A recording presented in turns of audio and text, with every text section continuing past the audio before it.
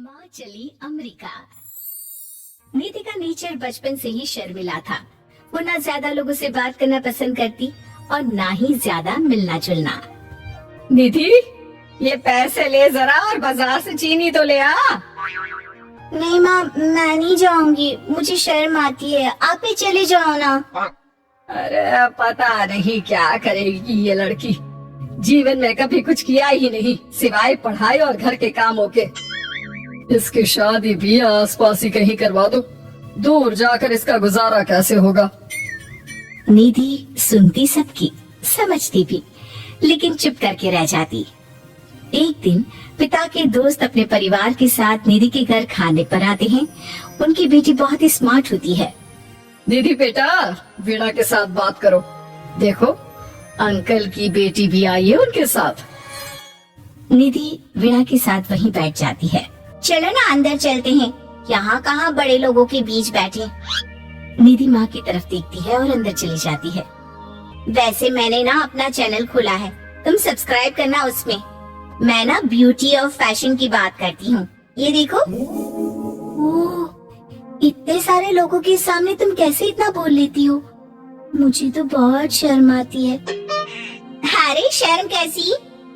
खैर, सीधी सादी सी निधि, उसकी शादी हो जाती है राकेश से। राकेश एक स्मार्ट लड़का था, उसे घूमना फिरना पसंद था, लेकिन निधि का शर्मिला व्यवहार वो समझ जाता है। अरे निधि, घर से बाहर क्यों नहीं निकलती?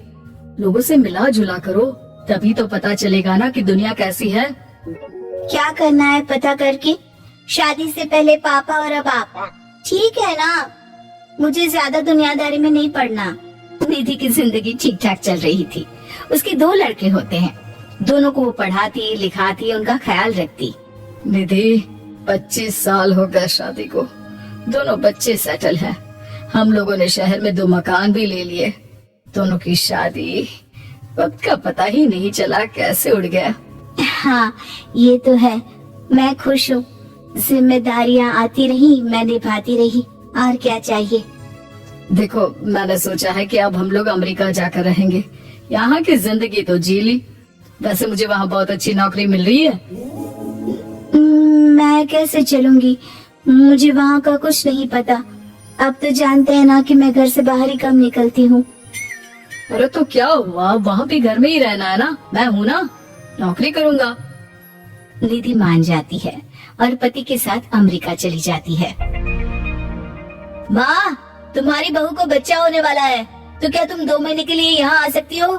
मुझे तुम्हारी बहुत जरूरत है, मैं टिकट भेज देता हूँ। हाँ हाँ, ये तो बहुत खुशी की बात है। मेरा भी मन सबसे मिलने का कर रहा था, पर क्या माँ पर? अब मैं आऊंगी कैसे? पापा से बात करती हूँ। देखो माँ, प्लीज बहाना मत बनाना, तुम जानती हो ना इस वक्त में मैं किसी पर भरोसा नहीं कर सकता हूँ। निधि पति को सारी बात बताती है। क्या आप भी चलेंगे? निधि, आने जाने में बड़ा खर्च हो जाएगा, ऊपर से मुझे यहाँ छुट्टी नहीं मिलेगी। बहू पर वक्त ऐसा है कि तुमको तो जाना ही पड़ेगा। मैं अकेले दुकान तक तो नहीं जा पाती, इतनी दूर भारत कैसे जाऊंगी, मुझसे नहीं होगा। लेकिन सबके कहने पर निधि को जाना ही पड़ता है। एयरपोर्ट में घबराई निधि एक मुसाफिर से कहती है, मैं ना भारत जा रही हूँ, दिल्ली जाने वाली फ्लाइट। सब मिलकर निधि की मदद करते हैं और फाइनली निधि भारत पहुँच जाती है, जहाँ बेटा उन्हें घर ले आता है। वाह माँ जी, यहाँ तो मैं भोपाल तक नहीं जा पाती, आप अमेरिका से आ गई। भाई चालाकी तो औरतों में होनी ही चाहिए, यहाँ हम बुद्धों के बुद्ध रह गए।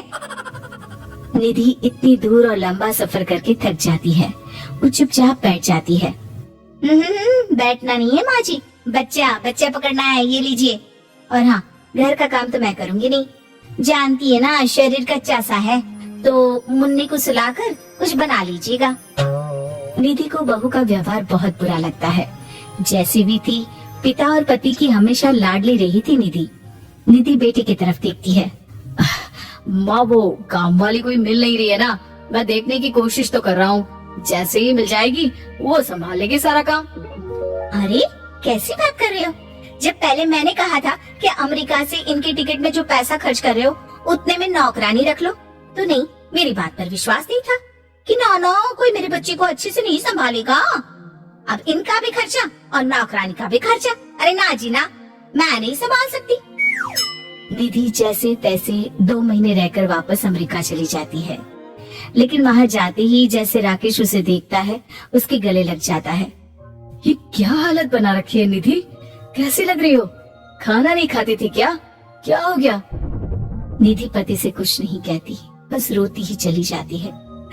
मैं नहीं चाहूंगी कभी भी भारत, आप मुझे हमेशा यही रखना अपने पास। राकेश बेटे को फोन करता है। तुम्हारी माँ की जो दुर्दशा करके तुमने भेजा है ना, मुझे पता होता तो मैं अपनी बीवी को कभी तुम्हारे पास नहीं भेजता।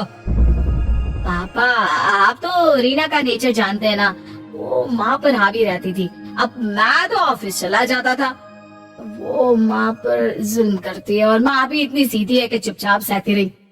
मुझे माफ कर दीजिए पिताजी। खैर, राकेश कहता भी क्या, प्यार दुलार के साथ अपनी निधि को संभालने में लग जाता है। लेकिन कहते ना, वक्त हमेशा एक सा नहीं रहता। अमेरिका में ही राकेश की मृत्यु हो जाती है और निधि अकेली रह जाती है। बड़ा बेटा कहता है, माँ भारत चलो ना, हम लोग साथ रहेंगे। निधि को जैसे ही वो सब सीन्स याद आते हैं वो परेशान हो जाती है। समझ में नहीं आता कि पति के बिना अब जीवन कैसे चलाएगी। मैंने सारा जीवन घर का काम किया, घर देखा और जिंदगी चलाई, लेकिन जिस घर में रही सबने प्यार दिया, मैं वहाँ नहीं जाना चाहती।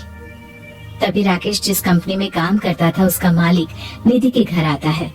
वो भी भारतीय ही होता है। दीदी, राकेश ने आपके बारे में बताया था।